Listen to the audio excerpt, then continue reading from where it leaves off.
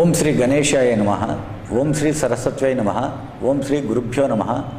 ఓం శ్రీ కులదేవతాభ్యో నమః. ఓం శ్రీ గృహదేవతాభ్యో నమః. ఓం శ్రీ ఇష్టదేవతాభ్యో నమః. ఓం శ్రీ గ్రామదేవతాభ్యో నమః. ఓం నమో వెంకటేశాయ నమః. శ్రీ సీతారామచంద్రాభ్యాం నమః. శ్రీ సద్గురు సాయినాథాయ నమః. గురుదేవ దత్త మహారాజ్. ఈ కార్యక్రమాన్ని ఆలకించేవారికి తిలకించేవారికి అయినటువంటి సత్పురుషులు, పండితులు, పరమహంసలు, విఘ్నులు, కోవిదులు, జ్ఞానులు, మహానుభావులు అందరికీ వినయపూర్వకమైనటువంటి విజ్ఞప్తి ఏందయ్యా అంటే, గతంలో ఏసియన్ ఛానల్ ద్వారా ఒక 50 గురువారాలు సాయినాథుడి యొక్క కృప, అనుగ్రహం, ఆశీర్వాదాలతో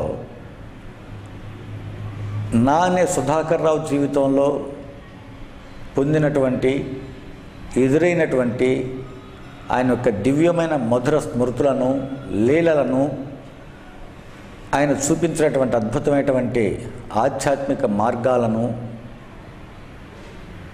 ఆ ఏసియన్ ఛానల్ని ఆలకించినటువంటి మహానుభావులు అందరితో పంచుకోవడం జరిగిందనమాట.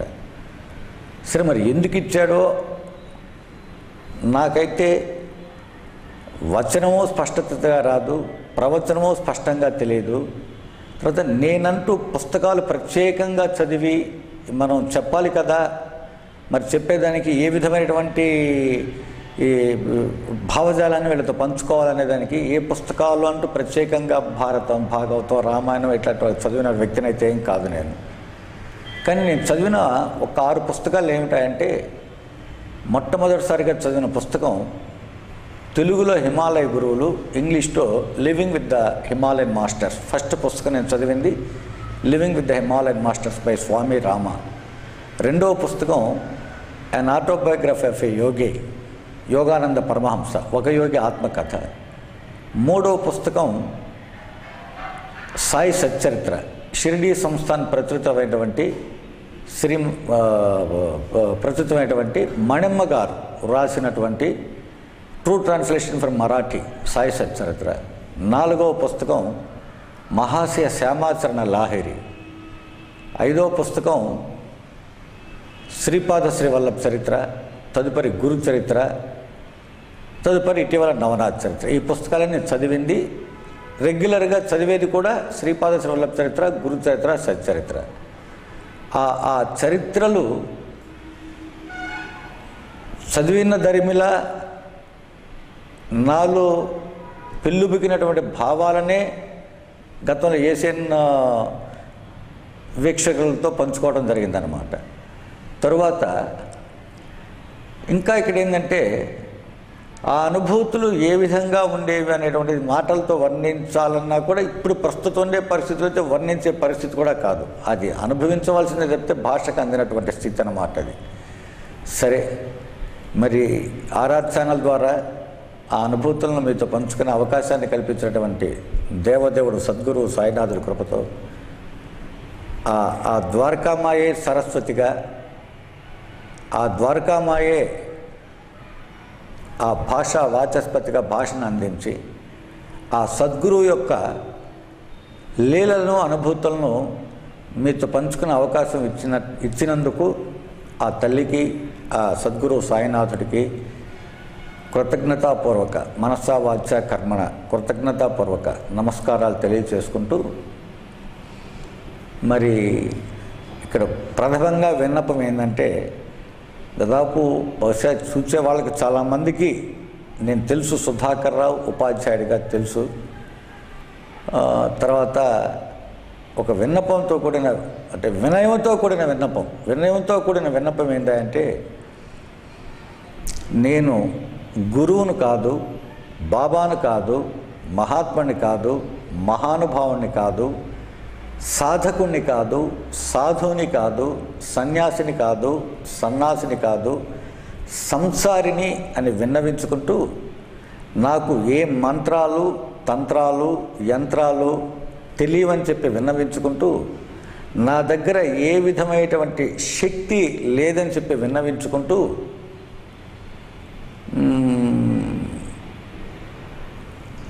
ఈ మాట్లాడేటువంటి ఈ పదజాలం కూడా ఆ సాయినాథుడు ఆయన ఈ దేహంలో చేరి సర్వాంతర్యామిగా సర్వాత్మస్వరూపుడుగా ఉన్నటువంటి ఆ భగవంతుడు, ఆ సగుణరూప సాయినాథుడు ఈ దేహంలో ఈ ఆత్మలో చేరి ఆ భావజాలం ఏదైనా ఉంటే ఆయనే మీతో పంచుకుంటున్నాడని చెప్పి విన్నవించుకుంటూ ఆ భాషలో కానీ భావంలో కానీ ఏ విధమైనటువంటి వైవిధ్యాలున్నా సత్పురుషులు స్వీకరించి తప్పులుంటే మన్నించి తెలియపరచమని చెప్పి కూడా విన్నవించుకుంటూ మరి ఆయన గురించి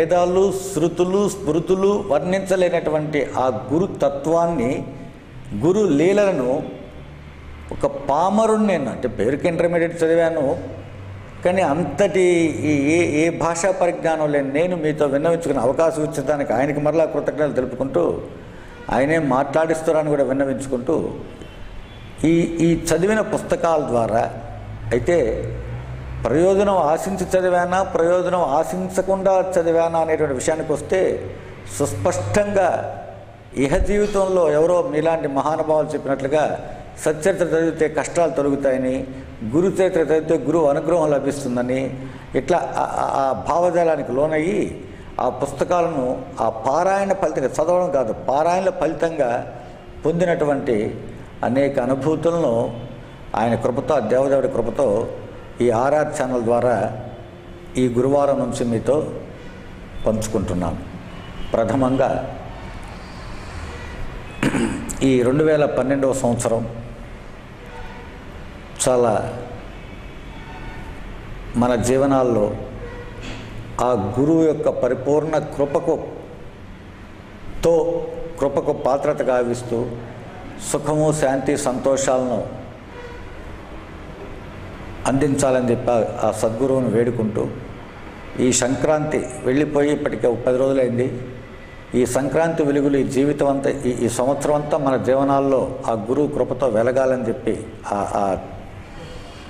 ఆ తండ్రికి విన్నవించుకుంటూ, సాయినాథుడికి విన్నవించుకుంటూ బాబా, సాయిబాబా, సాయిరామ్, సాయి కృష్ణ, అల్లా సాయి, యేసు సాయి, రకరకాల వివిధ నామాలతో మనం స్మరించుకునేటువంటి ఆ శీలధీ నగర వాసి, షిరిడి నివాసి అయినటువంటి సాయినాథుడు ఆయన్ని ఎందుకు బాబా అని పిలవాల, తరువాత బాబాని పిలవగానే ఆయన పలుకుతాడా, మనం వేసే ప్రతి ప్రశ్నకు ఆయన సమాధానం మనకిస్తున్నాడా, మరి మనం ఏ విధమైన ప్రశ్నలు వేస్తున్నాం, ఆయన ఏ విధమైన సమాధానాలు మనకిస్తున్నాడు, మరి ఆయన సమాధానం, మన ప్రశ్నకు ఆయన సమాధానం ఇస్తున్నట్టుగా సందేశాన్ని ఏ విధంగా మనం అన్వయించుకోవాలా, ఏ విధంగా ఉంటే ఆయన ఏ విధంగా అన్వయింపబడతాడు, మరి మన జీవనంలో ఎదురయ్యే కష్టాలు తీరుస్తాడా, తీరుస్తున్నాడా, తీర్చడం లేదా, మరి కష్టాలు తీర్చే మన కష్టాలు తీర్చేదానికి ఆయన ఎన్నుకున్నటువంటి మార్గం ఏంది, ఆయన ఎన్నుకున్న మార్గాన్ని మనం గుర్తించగలవా, తరువాత అసలు ఆయన అవతారం యొక్క లక్ష్యం ఏంది, ఆయన చెప్పుకున్నది ఏంది అనేటువంటి అనేక అంశాలు మన మనసును, ప్రతి ఒక్కరి మనసులో తొలుస్తూ ఉంటుంటాయన్నమాట. ఏ విధంగా అంటే నిజంగా షిరిడీలో ఆ సాయినాథుడికి నిత్యం సేవలు చేసుకునేటువంటి ఆ పూజారులు మొదలుకొని అక్కడికి వెళ్ళే కోటాను కోట్ల మంది వ్యక్తుల మధ్యలో మీద భావాలు ఇవే. షిరిడి అయితే వెళ్తూ ఉన్నాం, అభిషేకాలు చేసుకుంటూ ఉన్నాం, పూజలు చేస్తూ ఉంటున్నాం, దర్శనాలు చేసుకుంటూ ఉన్నాం, భజనలు పాడుతున్నాం, ఆరతలు ఇస్తున్నాం, తన్మయత్వంలోనికి లోనవుతున్నాం. ఎక్కడో ఒక మూల ఈ సమస్య తీరుతుందా, ఈ సమస్య నుంచి సాయినాథుడు గట్టెక్కిస్తాడా, ఇంత దూరం అయితే వెళ్ళాము, ఆయనకైతే చెప్పుకున్నాము అని ఒకవైపు పైకి భరోసా, మనసులో అంతరంతరాల్లో ఎక్కడో తెలియని భీతి, పొరపాటున కొంచెం జరగడం, మనం చెప్పుకున్న అంశం జరగడం లేట్ అయిందనుకో ఒక తెలియని భయం, ఏమైపోతుంది, ఎట్లయిపోతుంది, ఇది ఏంది, ఎట్లా చేయాలా అనేటువంటి ఆలోచన. ఈ విధమైనటువంటి జీవన సరళితో కూడినటువంటి జీవన విధానం అన్నమాట మనది. ప్రస్తుతం జరుగుతున్న మానవుడి యొక్క సగటు ఆలోచన కూడా అదే. దానికి అతీతంగా బహుశా ఎవరో కూడా ఉండలేరు. ఎందుకనంటే ఈ రోజున్నటువంటి సమాజ పరిస్థితుల్లో ఎప్పుడో 1918వ సంవత్సరం దశమి ఘడియలు వెళ్ళిపోయి ఏకాదశి ఘడియల్లో ఆ పరమాత్మతో ఐక్యం చెందినటువంటి ఆ జీవ చైతన్యం, సగుణరూప చైతన్యం, అదే దివ్యాత్మ. ఆ దివ్యాత్మ ఇంకో దివ్యాత్మతో కలిసిందంటే ఎట్లుంటుందంటే సూర్యుడి వెలుగులో క్యాండిల్ పట్టుకొని ఎతికినట్టుగా ఉంటుంది చెప్పడం ఆ భాష. కాబట్టి సగుణ రూపంలో ఉంది కాబట్టి ఈ దివ్య చైతన్యం ఆ పరమాత్మ చైతన్యం కలిసి పరమ దినం మొదలుకొని, పరమ శుభదినం మొదలుకొని ఈ దాదాపు 100 సంవత్సరాల కాలం, దాదాపు 100 సంవత్సరాల కాలంలో ఆ తండ్రి ఆ సమాధి నుంచి ఆయన ఏకాదశి సూత్రాల్లో మనతో చెప్పుకున్నటువంటి విధంగా ఆయన చూపిస్తున్నటువంటి లీలలు, ఆయన ఆ లీలలు చూపించడానికి ఆయన ఎన్నుకున్నటువంటి మార్గము, ఈ క్షణానికి కూడా అవి ఒక రకంగా ఆనంద బాష్పాలతో నిండి ఉంటుందే తప్పితే ఇదమిద్దంగా అందరూ సామూహికంగా కలుసుకొని నాకు ఇది ప్రత్యేకమైన లీల చేసేట్టు చెప్పిన దానికి అవకాశం లేని పరిస్థితి అన్నమాట. ఎందుకనంటే సాక్షాత్ ఆయన ప్రతి జీవి నేనే అనుకొని ప్రతి జీవిలోనూ నేను ఉన్నాను అంతర్లీనమని చెప్పిన మహానుభావుడు ఆయా జీవులకు ఆయా కాల సమయాలను బట్టి ఆ జీవి యొక్క ఆగామి, సంచితం, ప్రారబ్ధం అనేటువంటి 3 కర్మల ద్వారా వాటినే భూత, వర్తమాన, భవిష్యత్ కాలము అనేటువంటి కాల నియమాన్ని అనుసరించి ఈ దేహంతో ఉండేటువంటి ఈ ప్రాణ చైతన్యంతో ఉండేటువంటి లేదా నిర్జీవ చైతన్యంతో ఉండేటువంటి ఈ జీవరాశులు అన్నిటికీ కూడా నిర్జీవరాశులు కావచ్చు, సజీవరాశులు కావచ్చు, ఏ ఉన్నతులు అందించాలనో ఆ భగవంతుడు ప్రేరణతో ఆయన దివ్య అవతారం సద్గురు సాయినాథుడి అవతారం రావడం, ఆ ప్రకారంగానే ఆయన మన జీవనాల్లో ఆయనదైన శరణులలో వెలుగునిస్తూ రావడం జరుగుతూ వస్తున్న పరిణామ క్రమంలో మరి ఎంతటికీ అనంటే అనంతం. అనంతం అని ఎందుకు చెప్పుకోవాలంటే సచ్చరితలో ఆయన చెప్పుకున్న విధంగా ఈ పాదాలు లక్షల సంవత్సరాల నాటివి. ఈ పాదాలను జ్ఞప్తి ఉంచుకో అంటే ఎప్పుడు కూడా ఈ పాదాలను స్మరించుకుంటూ ఉండు, అవే నేను నడిపిస్తాయని చెప్పుకునేటువంటి మహానుభావుడు ఒకటి. రెండవది ఏకాదశి సూత్రాల్లో ఏం చెప్పుకున్నాడంటే మీ భారములను నాపై పడవేయడు, నేను మోసేదనని చెప్పుకున్నటువంటి మహాశక్తివంతుడు ఆయన. అది చిన్న విషయం కాదు. ఎంతో మాలిన్యాలతో ఉండేటువంటి దైనందిన జీవితము కొన్ని కోటాను కోట్ల జీవరాశుల యొక్క కర్మలన్నీ నా మీద పెట్టండి, నేను భరిస్తాను అని చెప్పినటువంటి మహానుభావుడు. తర్వాత ద్వారకామాయి ప్రవేశం, షిరిడి ప్రవేశమే సర్వపాప పరిహారం అని చెప్తూ ద్వారకామాయి ప్రవేశం మనరించినంతనే సర్వసుఖలం సంపదలు అందగలరని కూడా చెప్పుకున్న మహానుభావుడు ఆయన.